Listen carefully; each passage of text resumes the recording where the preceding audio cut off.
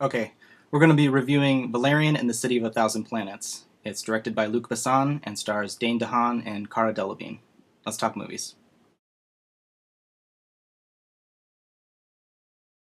After a successful mission retrieving an endangered alien creature, agents Valerian and Laureline return to the space station Alpha, a melting pot of alien cultures. When their commander is kidnapped by a group of unknown aliens, Valerian and Laureline must find them in the City of a Thousand Planets, unaware that their endangered alien prize is part of something much bigger. Like probably most people, I went to see this because Luc Besson had previously directed The Fifth Element. While it is visually imaginative as that film, perhaps even more so, Valerian and the City of a Thousand Planets is not the successor to it. It's not as quirky, or it's not tongue in cheek the way The Fifth Element is. It doesn't feel very European, strangely enough, either. But don't let those things keep you from seeing the movie. The movie is based on a French comic that ran for about a little over 40 years. I had never heard of it prior to this movie, so I don't know to what degree it has fidelity to the source material. I will say that the movie runs a little too long.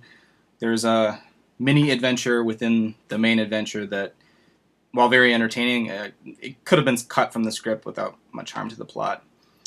Visually, it's a feast for the eyes. There's so many different aliens of different shapes, sizes, colors, and textures that it probably warrants rewatching just to see what you missed.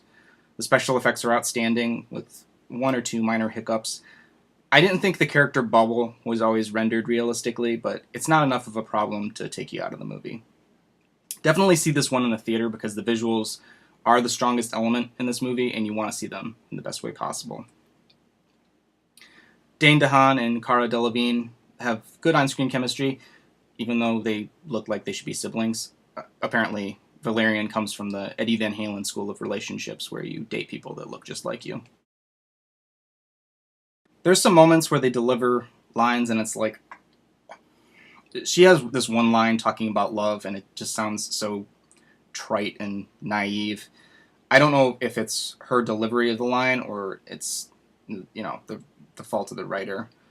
And Dane DeHaan's voice sounds like Keanu Reeves at times, which I find simultaneously distracting and hilarious.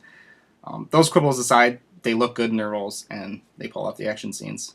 The supporting cast consists of a lot of recognizable faces: Clive Owen, Ethan Hawke, Rutger Hauer, John Goodman, Rihanna, who was much better than I had any expectation she'd be, and Herbie Hancock, of all people. I don't know, that just kind of came out of left field.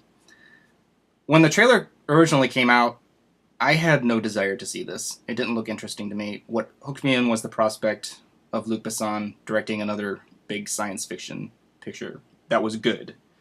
His last movie, Lucy, that's a dud. It was fun to watch, and Scarlett Johansson's hot, obviously, but it was not up to my standards. Valerian aims higher, and even though it doesn't hit every note, it's still a ride that you want to take.